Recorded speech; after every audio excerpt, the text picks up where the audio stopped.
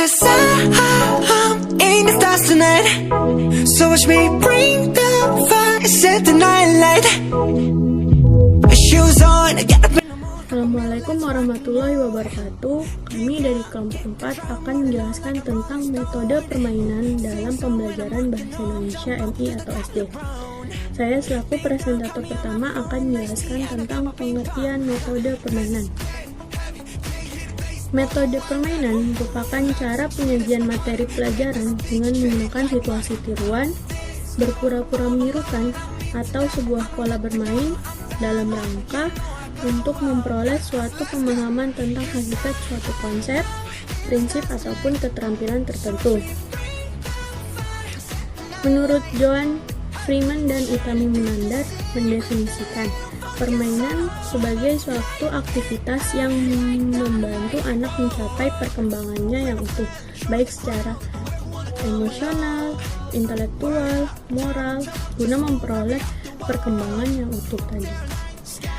Dari beberapa pengertian di atas, jadi dapat disimpulkan bahwa metode permainan adalah suatu aktivitas yang dilakukan oleh anak untuk membantu mencapai perkembangan fisik, intelektual, sosial, moral, dan emosional guna memperoleh pemahaman dalam proses pembelajaran. Selanjutnya itu adalah macam-macam permainan bahasa Indonesia MI.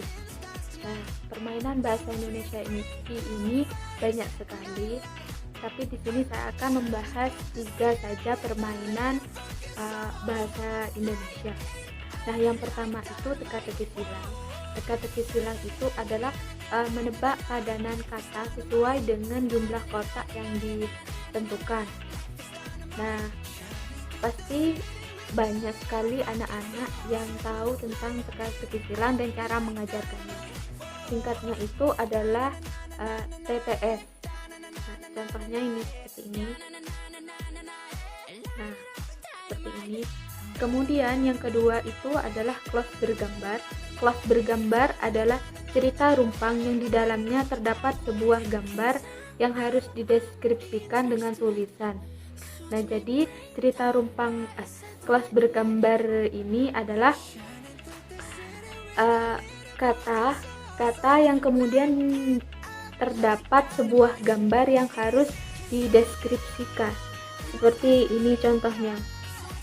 Ini gambarnya malam. Ketika malam tiba, bunyi, ini ada gambar kata, jadi bunyi kata dan hewan lainnya, dan juga seterusnya. Itu contoh dari close bergambar. Kemudian yang ketiga itu adalah close wacana. Close wacana ini adalah singkatnya itu mengisi wacana rumpang.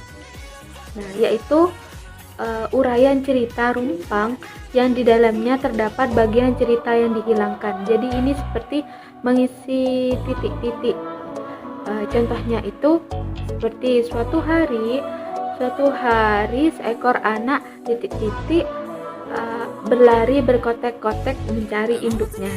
Nah, ini kan bisa jawabannya bebek seperti itu, atau anak ayam.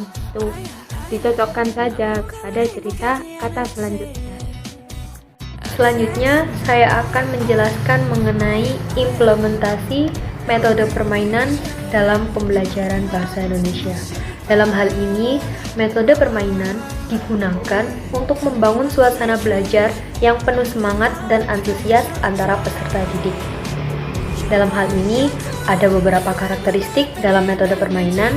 Yang pertama, menciptakan suasana belajar yang menyenangkan serta serius dalam belajar namun santai dalam pelaksanaan. Di sini menerapkan karakteristik yang fleksibel.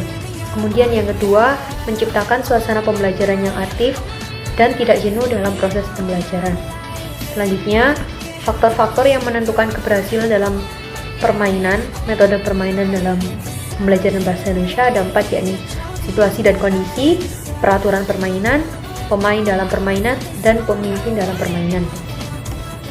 Nah, kemudian ada langkah-langkah yang harus diperhatikan. Yang pertama, yakni memahami kompetensi dasar dan menjabarkan dalam indikator. Yang kedua, menghubungkan topik pembelajaran yang akan disampaikan dengan model permainan yang cocok dengan keempat keterampilan tersebut. Yang ketiga, memilih teknik permainan yang sesuai dengan topik yang akan disampaikan. Yang keempat, menyiapkan rancangan tertulis dengan memperhatikan pemilihan bahan ajar. Yang kelima, menyiapkan rencana kegiatan, alokasi waktu dan media yang akan digunakan.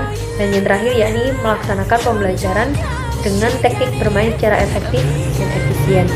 Baik, di sini saya akan menjelaskan tentang kelebihan ataupun kekurangan dari sebuah metode permainan dalam sebuah pembelajaran.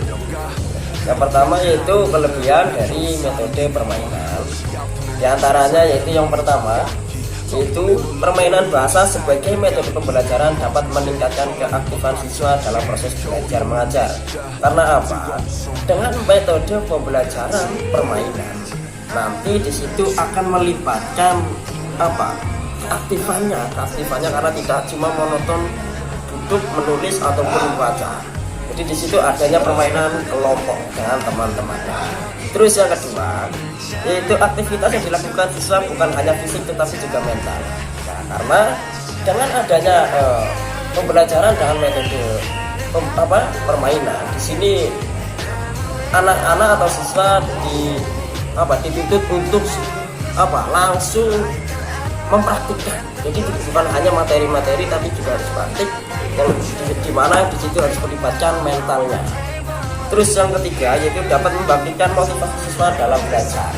Karena apa? Dengan pembelajaran metode permainan ini akan lebih menyenangkan bagi siswa karena tidak jenuh untuk membaca ataupun menulis ataupun mendengarkan. Jadi di sini siswa akan lebih senang dan tentu saja akan termotivasi untuk belajar lebih lanjut. Terus yang keempat yaitu dapat memupuk rasa solidaritas dan kerjasama. Di sini dalam pembelajaran permainan ini siswa akan praktik pembelajaran permainan secara berkelompok. Jadi akan melatih solidaritas di antara masing-masing kelompok. Terus bagian yang kedua yaitu kekurangan dari permainan ini. Pembelajaran permainan ini selain memiliki kelebihan tentu saja memiliki kekurangan. Di antaranya yang pertama, bila jumlah siswa terlalu banyak, maka sulit untuk melihat seluruh siswa dalam permainan karena terlalu banyak. Terus yang kedua yaitu tidak semua materi dapat dilaksanakan melalui permainan. Ada sebagian materi yang memang tidak bisa diperagakan langsung atau dalam metode permainan. Terus yang ketiga yaitu permainan banyak mengandung unsur spekulasi sehingga sulit untuk dijadikan ukuran yang terpercaya.